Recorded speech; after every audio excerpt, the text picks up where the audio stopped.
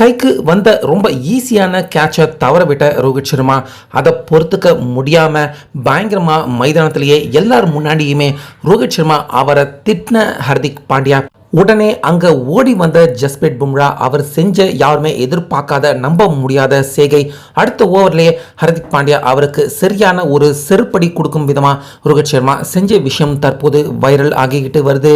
அதாவது நேற்று first batting பண்ண மும்பை இந்தியன்ஸ் அணி கரெக்டாக 180 ரன் எடுத்துட்டாங்க.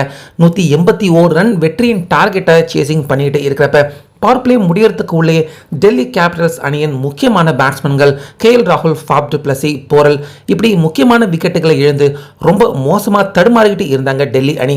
ஸோ அந்த இடத்துலையே ஏறக்குறைய மும்பை இந்தியன்ஸ் அணியின் வெற்றி அங்கேயே பாதி உறுதி ஆயிடுச்சு அப்படின்னே சொல்லலாம். அப்போதான் கரெக்டாக பவர் பிளே கடைசி ஓவர் மிச்சல் சாண்ட்னர் போட்டுக்கிட்டு இருந்தாரு.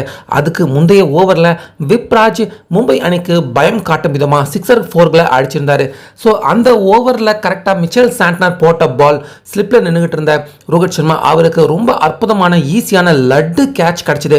விப்ராஜ் அவருடைய விக்கெட் அந்த நேரத்தில் குரூஷியலான ஒரு விக்கெட்டாக இருந்துச்சு. ஆனால் ரோஹித் சர்மா அந்த கேட்சை தவற விட்டது. பந்து போட்ட மிச்சல் சாண்ட்னர் அவருக்கே ரோஹித் சர்மா அவர் மேலே கொஞ்சம் கோபம் வந்துச்சு. ஆனாலுமே ரோஹித் சர்மா அவர்னால மிச்சல் சாண்ட்னர் ஒன்றுமே காட்டிக்காம கவனம் போயிட்டாரு.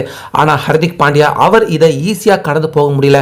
முந்தைய ஓவரில் தான் சிக்ஸர்களும் பவுண்டரியும் பறக்க விட்ட விப்ராஜ் அவருடைய கேட்சை இப்படி கைக்கு வந்த லட்டு கேட்சை தவற விட்டுட்டிய ரோஹித் சர்மா அப்படின்னு கை நீட்டி முகத்துக்கு நேராக பயங்கரமாக கோபமாக ரோஹித் சர்மாவை சரம் மாறியா திட்டி விளாசி தள்ளி இருக்காரு ஹர்திக் பாண்டியா. கேப்டன் அப்படிங்கிற ஒரே காரணத்துக்காக ஒரு மிகப்பெரிய லெஜண்ட் பிளேயரை ஒரு கேட்ச் தவற விட்டதுக்காக ஹர்திக் பாண்டியா அவர் திட்டின இந்த செய்கை மைதானத்தில் இருந்த என் டிவியில் பார்த்துக்கிட்டு இருந்த எல்லாருக்குமே ரொம்ப பெரிய அதிர்ச்சி தான் ஏற்படுத்துச்சு.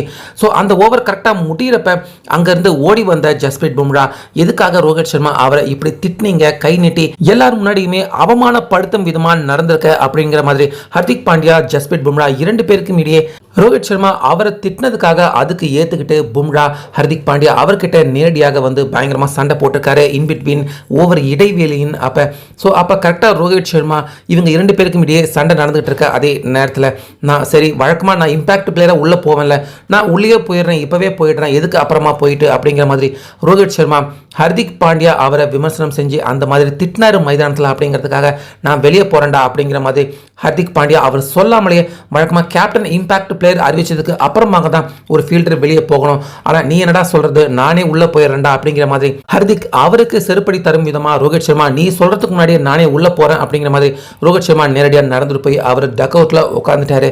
ஸோ இந்த விஷயம் கரெக்டாக பார்த்தீங்கன்னா ஆட்ஸ் போடுறப்ப நடந்ததால் டேரெக்டாக டிவியில் யாருக்கும் பெருசாக காட்டப்படலை. ஆனால் இந்த வீடியோ இந்த புகைப்படங்கள் எல்லாமே தற்போது தான் வெளியாகிட்டு இருக்கு. அந்த வகையில் ஹர்திக் பாண்டியா ரோஹித் சர்மா அவரை திட்டினது ரொம்ப பெரிய தவறு. ரோஹித் சர்மா இப்போ தான் வாண்டடே மைதானத்தில் அவருக்காக ஒரு ஸ்டாண்ட் அறிவிச்சு ஒரு லெஜெண்ட் கிரிக்கெட் பிளேயராக ரோஹித் மாறியிருக்காரு.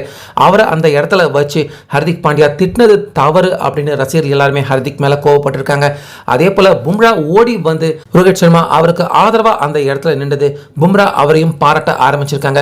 இது எல்லாத்தை விட ஹைலைட்டான விஷயமா நீ சொல்றதுக்கு முன்னாடியே நான் உள்ள போயிடுறேன் அப்படின்னு ரோஹித் சர்மா போனது ஹர்திக் பாண்டியாவை வச்சு ட்ரோல் பண்ணிட்டு இருக்காங்க இந்த விஷயத்தை கம்பேர் பண்ணி. ஸோ நடந்த இந்த விஷயம் எல்லாத்தையுமே நீங்க கவனிச்சிங்களா? தவறு யார் மேல, ரோஹித் சர்மா மேலையா இல்ல ஹர்திக் பாண்டியா மேலையா? உங்க கருத்தை சொல்லுங்க.